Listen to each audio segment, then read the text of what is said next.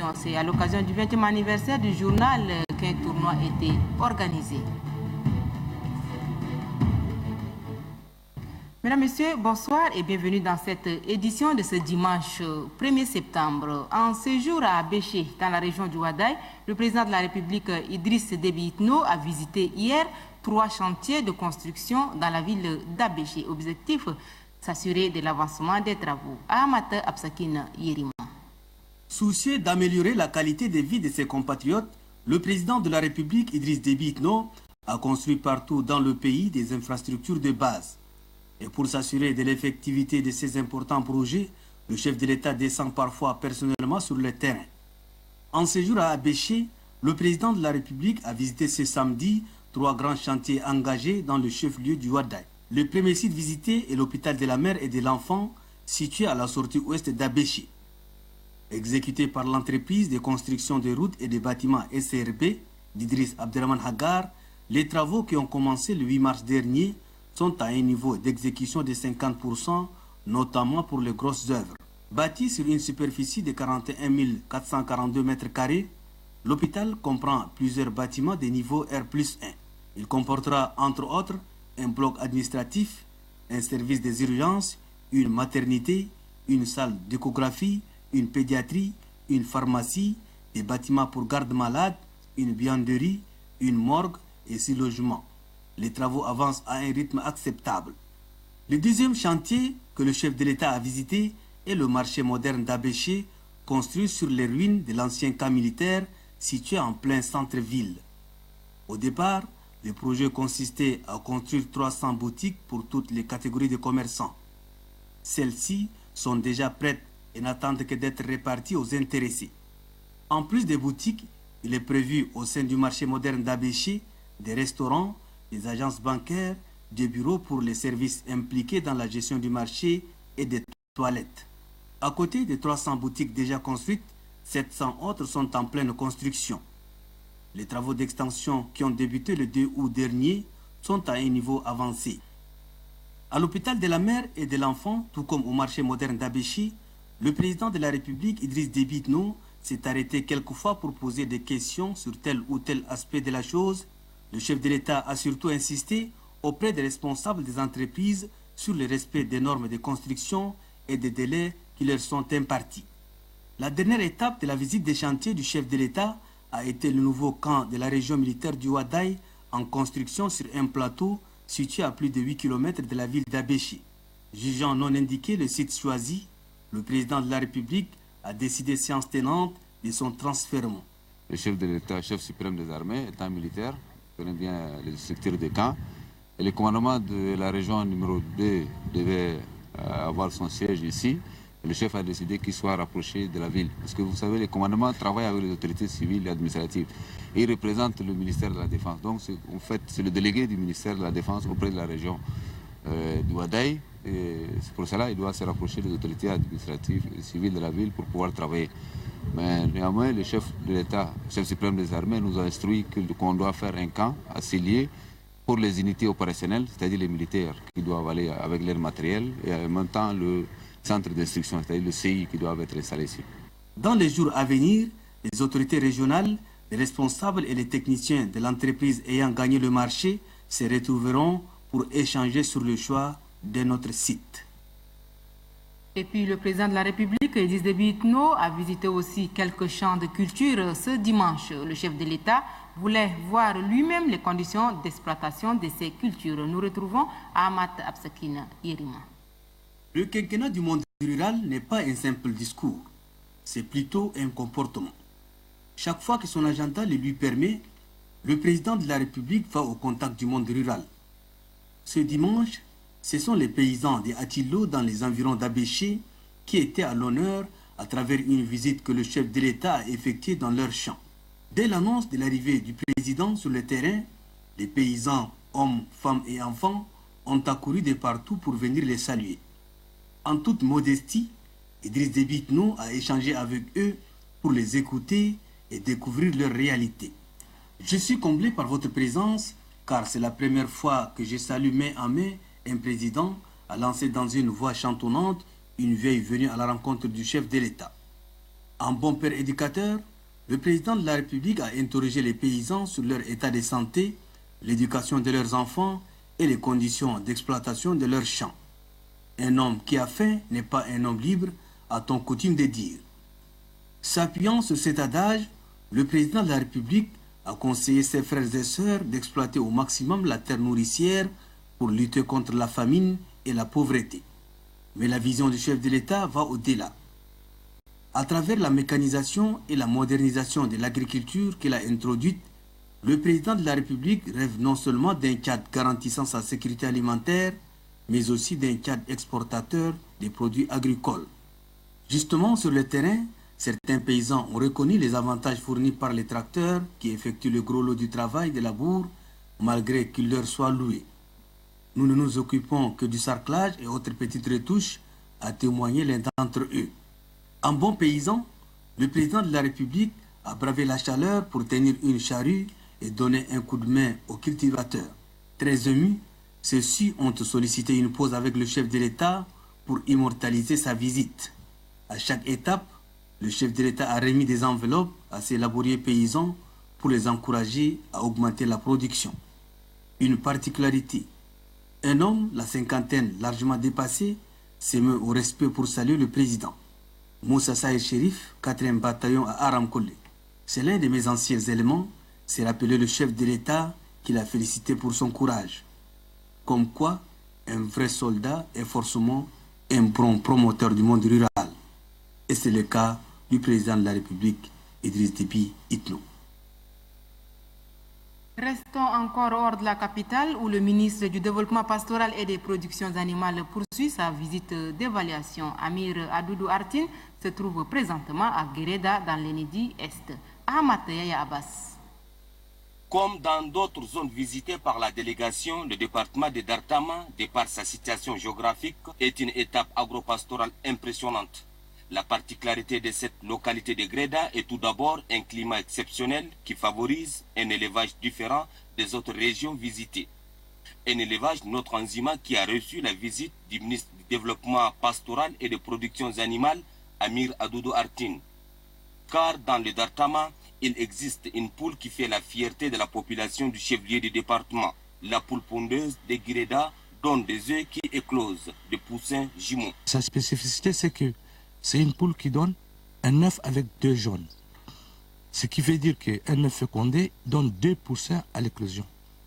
Ça, c'est l'originalité. Depuis, je me rappelle, on était enfants lorsqu'on a envoyé l'argent à Guéreda pour qu'il nous amène ce genre de poule. Malheureusement, on n'a pas pris le temps de conserver cette espèce et elle est presque en état de disparition actuellement dans la zone de Guéreda, sauf dans les petits villages avec quelques petits élevages. Maintenant, on a envisagé depuis notre arrivée à Guéreda de faire tout pour au moins avoir un spécimen capable de peut-être de régénérer un peu cette espèce en voie de disparition. Du point de vue naturel, parce qu'un seul œuf donne 2 poussins. C'est déjà multiplié. Au lieu d'avoir 1000 poulets, on peut avoir 500 pour la même quantité produite en poussins. L'originalité scientifique du département de Dartama, c'est aussi cette herbe, appelée syndicat, en langue locale qui est la cause de mortalité d'un grand nombre de veaux. Il y a des dénominations, selon l'origine aussi des éleveurs. Il y a certains qui la qualifient de syndicat, d'autres la qualifient de syndicat tout court. Du point de vue action sur l'agneau et sur le veau, on a dit que si la maman va paître sur les champs, au retour quand le petit, le nouveau-né, tête sa maman, il meurt. D'autres disent même, chez des vels, c'est-à-dire des jeunes animaux bovins, quand eux-mêmes ils vont là-bas directement paître, ils meurent aussi. Ce qui nous a laissé un peu perplexes, et on a dans notre équipe un botaniste à qui on a confié l'échantillon pour la classification d'abord de cette plante. Par la suite, les analyses seront faites pour spécifier quel est l'élément toxique que comporte cette plante. La situation de l'élevage dans cette unité administrative de Dartama a fait l'objet de plusieurs rencontres entre le ministre Amir Adoudou Artin et les éleveurs sédentaires de la ville de Guéreda, ainsi que ceux de la sous-préfecture de Koulunga dans le même département. Tout comme à Guéreda, les éleveurs de cette jeune sous-préfecture ont exprimé leur doléance à la délégation ministérielle. Doléance qui s'articule autour de la santé animale, et de la fameuse herbe toxique syndicat. À toutes ces préoccupations, le chef du département, Amir Adoudou Artine, s'est dit conscient et que des solutions seront trouvées. Une jeune femme âgée de 22 ans a été assassinée dans la région du Lac il y a quelques jours. L'auteur de ce crime a été retrouvé par les forces de défense et de sécurité de la région. C'est ce que nous dit le procureur de la dite région, Mohamed Alamine Rechid Zaïd, au cours d'un point de presse. Nous l'écoutons. En date du 6 mois 2013, aux environs de 12 heures, nous avons reçu des informations selon lesquelles une jeune femme a été victime d'un assassinat, qu'elle a été poignardée, égorgée et l'enterrée dans un chat au village Mérom à 20 km de Bol. Nous nous sommes transportés sur les lieux aussitôt, accompagnés par les gendarmes, les policiers judiciaires, d'un médecin aussi, pour faire les constants. Sur les champs, nous avons donné des instructions fermes aux officiers de police judiciaire, aux gendarmes, pour procéder aux enquêtes afin de trouver l'auteur principal de cet acte barbare et les déférer devant la justice pour être jugé. Après des enquêtes minutieuses entreprises par les officiers de police judiciaire, des gendarmes, nous avons mis la main sur l'auteur de cet acte avec les couteaux qu'il a utilisés, avec les bijoux qu'il a volés. À l'heure où je vous parle, il est transféré devant les parquets d'instance de Bol. À l'interrogeant, il a déclaré reconnaître d'avoir suivi la victime au champ, poignardé, égorgé, enlevé ses bijoux et enfin l'enterrer sur les champs. En tant que procureur de la République près du tribunal des grandes instances de Bol, nous avons procédé les premiers actes de la procédure conformément à la loi pour que l'auteur de cet acte soit jugé selon la loi en vigueur. Protection de l'environnement, 1000 jeunes plants de différentes espèces ont été mis en terre dans la ville de Bol. Le coup d'envoi a été donné par le secrétaire d'État à l'intérieur et à la sécurité publique, Mohamed Hadji Ngoua, en présence du nouveau gouverneur de la région du Lac, Faychou Etienne.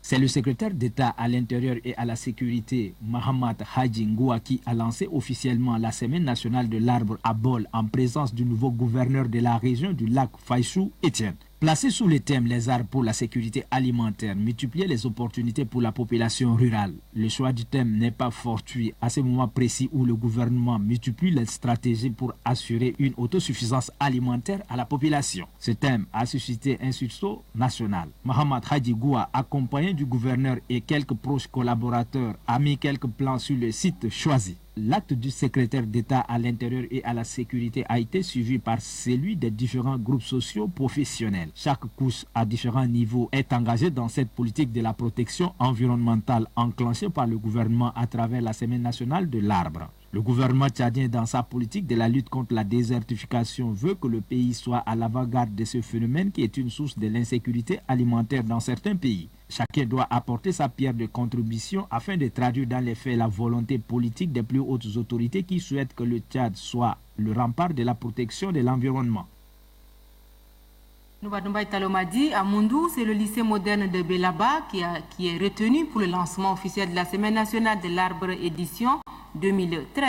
La cérémonie a été présidée par le secrétaire général de la dite région Ndjerabe, Djingamyo Ganatao Hamia. Pour cette Semaine de l'arbre édition 2013, la région du Logone occidental a décidé de mettre en terre 250 jeunes plants d'espèces forestières.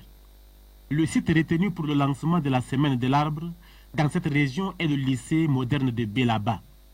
Autorités administratives, communales et militaires, membres des associations, groupements des femmes et des jeunes ont pris part à cette mise en terre des plants.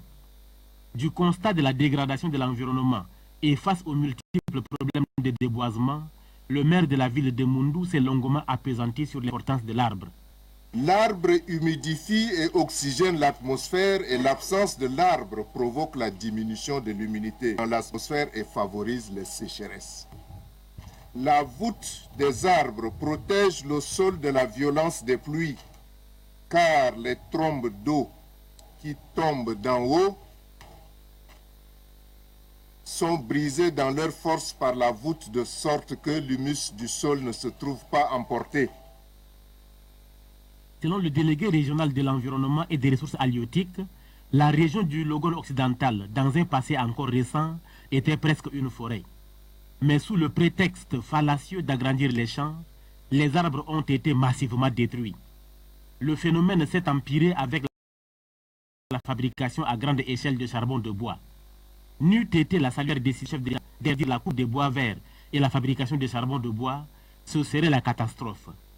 Propos relayés par le secrétaire général de la région du Logone occidental, qui a situé l'assistance sur le contexte de l'institutionnalisation de la Semaine nationale de l'arbre au Tchad. Il s'agit de ne pas seulement planter les arbres, qu'ils soient fruitiers ou non, mais aussi et surtout de les entretenir pour qu'ils grandissent et deviennent productifs afin de remplir pleinement leur rôle vital, celui de procurer à l'homme la nutrition et la sécurité alimentaire.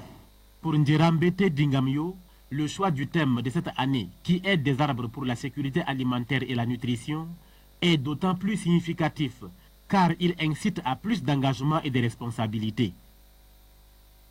Revenons dans la capitale où la Confédération libre des travailleurs du Tchad, CLTT, a installé ce matin au centre Al-Mouna le bureau exécutif du syndicat professionnel des garagistes auto du Tchad, Ciprogat. La cérémonie a été présidée par le secrétaire général de la CLTT, Brahim Ben Saïd. Belgar, l'armée, la guerre. Un mois après l'installation des membres du syndicat des ferrailleurs du Tchad, la Confédération libre des travailleurs du Tchad vient de marquer un autre pas de géant. À la faveur d'une rencontre tenue ce dimanche, il est mis sur pied un bureau du syndicat professionnel des garagistes auto du Tchad. C'est un bureau composé de 29 membres qui est installé par le secrétaire général de la Confédération libre des travailleurs du Tchad. À travers cette assise, vous vous inscrivez dans la logique d'une lutte syndicale permanente et quotidienne pour la défense de vos intérêts des garagistes que vous représentez. Car le syndicat est un instrument pour assurer une représentation efficace aux travailleurs et aux travailleuses. Je rappelle que la tâche syndicale qui vous attend est lourde. J'en demeure convaincu que vous allez vous atteler avec disponibilité, engagement et détermination pour être à sa hauteur, de rassembler, d'organiser et de diriger tous les garages du Tchad afin de mieux combler les attentes syndicales par des services louables qui leur seront offerts. Le président du syndicat professionnel des garagistes auto du Tchad, Ahmad Hissène, s'est dit honoré du choix porté sur sa personne pour diriger le bureau. Une immense responsabilité qu'il ne pourra à lui seul mener à bon port. C'est pourquoi Ahmad Hissène sollicite le concours de tous les membres de son bureau, ainsi que les orientations de la Confédération libre des travailleurs du Tchad. Brahim Ben Saïd a promis que l'appui de son organisation ne lui fera pas défaut. L'artiste musicien Ibrahim Empereur Baba et son manager Jean-Kevin Ngongnoudi ont animé conjointement une conférence de presse hier. C'était pour présenter le tout premier album de l'Empereur intitulé La Fodo ou la Pauvreté. C'était à l'espace Talino Manou au quartier Moursal. Anastasie Bissi. Tout donné, mon cœur et mon âme, mais elle a fini par me quitter. Elle est partie dans les bras de notre garçon. Amour perdu est l'un des titres de l'album La Fodo ou Pauvreté de l'artiste musicien Ibrahim Empereur Baba. C'est pour présenter cet album au public que les conférenciers ont échangé avec les journalistes. La Fodo est un mélange de genres. Il s'agit entre autres du soukous, du rumba et bien d'autres. Les thèmes liés à la vie en société, à l'amour et à la pauvreté ont été développés dans le dit album. À travers la Fodo, l'artiste musicien appelle le public à un changement de comportement. Il ne faut pas oublier celui-là qui t'a aidé à être quelqu'un aujourd'hui ou qui t'a positionné à faire quelque chose. Il faut toujours être reconnaissant envers la personne. La société traditionnelle repose sur les femmes. Même si l'homme est incapable, c'est la femme qui fait tout pour s'occuper des enfants, envoyer les enfants à l'école, s'occuper de leur éducation et tout. Mais on oublie ces femmes chaque fois que le mari disparaît. La Fodo ou Pauvreté est un album de 7 titres multipliés en 500 exemplaires. Le concert des dédicaces est prévu pour le vendredi 6 septembre 2013. Le quotidien Le Progrès a 20 ans d'existence depuis hier. Pour commémorer cet anniversaire, une coupe de football féminin a été mise en jeu. La finale a opposé le club Baoba à Assengo. Et c'est le club Baoba qui a remporté le trophée. Le coup d'envoi de cette finale a été donné par le ministre de la Jeunesse et des Sports, Mahamat Adoum, au stade Omnisport. Au stade Omnisport Idriss Mahamat Ouia. Le fil de ce match avec Digbo Hubert. Le trophée du 20e anniversaire du journal Le Progrès revient au club Baoba qui le savoure devant son adversaire Assengo. Une victoire logique des jeunes qui n'ont eu aucun mal à imposer le rythme de le coup d'envoi de cette rencontre. Coup d'envoi exécuté par le ministre de la Jeunesse et des Sports, Mahamat Adoum. Les premières incursions du club Baoba dans les camps adverses sont payantes dès la 3e minute de jeu grâce au premier tir cadré de Rema Djingueredjita.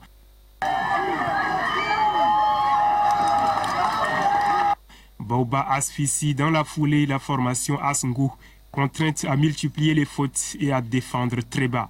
Sur ce coup franc, Baoba double la mise avec cette frappe fuyante de Nelamba et Jacqueline.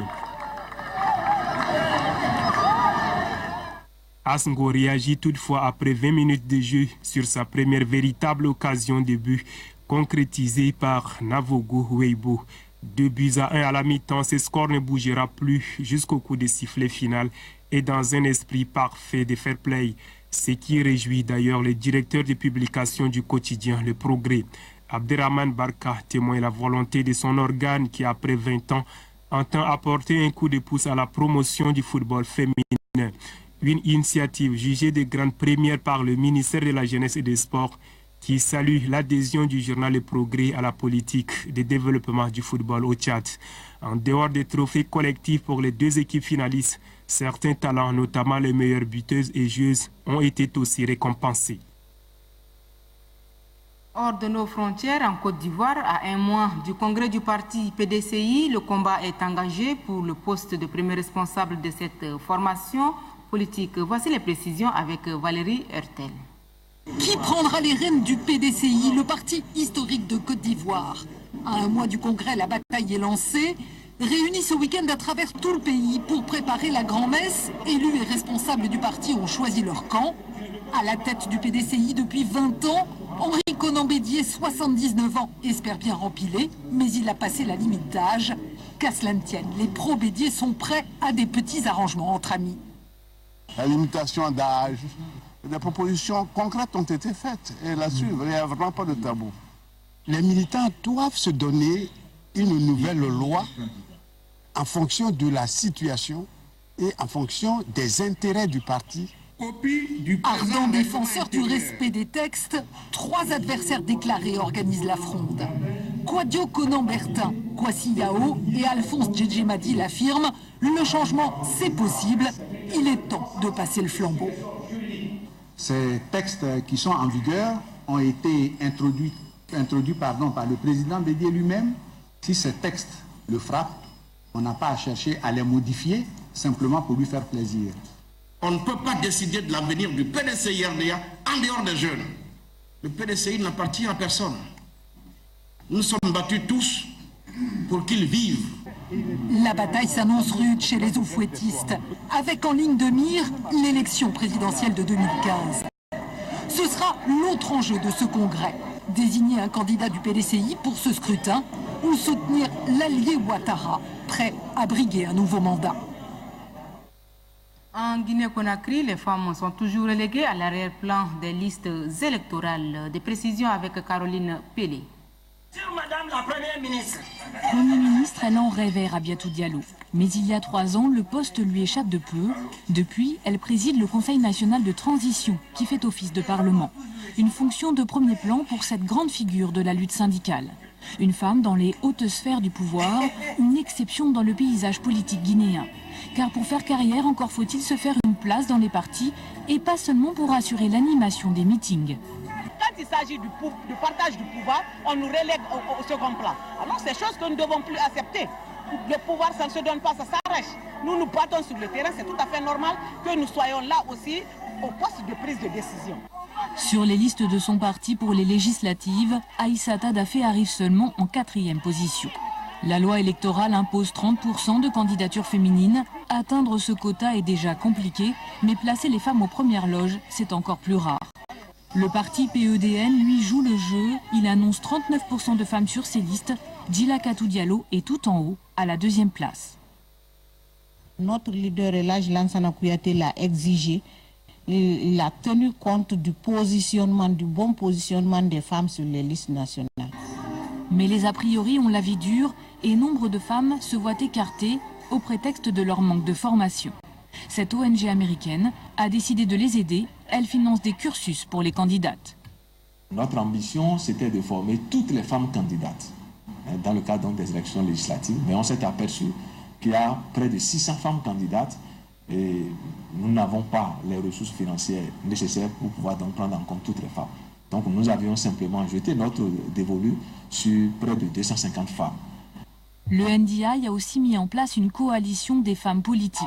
À sa tête, on retrouve Aïssata Dafé, très combative. Elle espère bien un jour parvenir à instaurer une vraie parité en Guinée. L'Afrique en bref nous conduit ce soir en Afrique du Sud, au Burundi, en République démocratique du Congo et en Tunisie. Sophie Piard. Nelson Mandela est sorti de l'hôpital dimanche. Cette fois, c'est officiel. La présidence sud-africaine a mis fin au suspense. Des journaux avaient affirmé dès samedi que l'ancien président était rentré chez lui à Johannesburg. L'état de santé de Nelson Mandela reste toutefois critique et parfois instable, selon le communiqué de presse. Madiba était hospitalisé depuis près de 3 mois pour une nouvelle récidive d'une infection pulmonaire.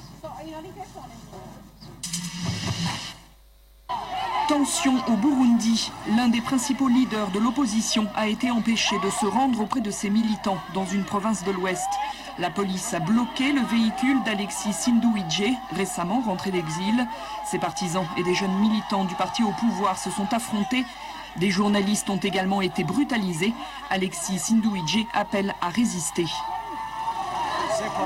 On ne peut pas agir sans aller sur le terrain, sans aller voir ce qui se passe avec les populations. Et je pense que le gouvernement burundais considère ça comme une menace pour les élections de 2015. Je pense qu'il est temps aujourd'hui au Burundi que le peuple burundais se lève comme un seul homme pour exiger sa dignité.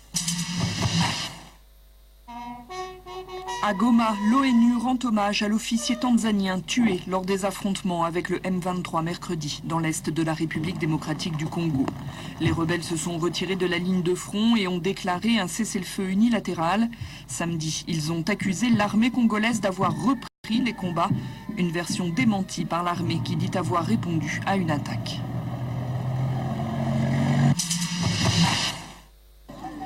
Une chaîne humaine à Tunis, celle de l'opposition qui maintient la pression. Ces manifestants ont quitté l'Assemblée samedi pour se rendre devant le siège du gouvernement. Une fois de plus, ils ont réclamé le départ de la coalition tripartite au pouvoir et l'organisation de nouvelles élections. La crise politique dure depuis maintenant 1 mois. Voilà, c'est avec ce reportage signé Sophie Piard de l'AITV que se referme cette édition. Merci d'avoir été des nôtres et très bonne fin de semaine à tous.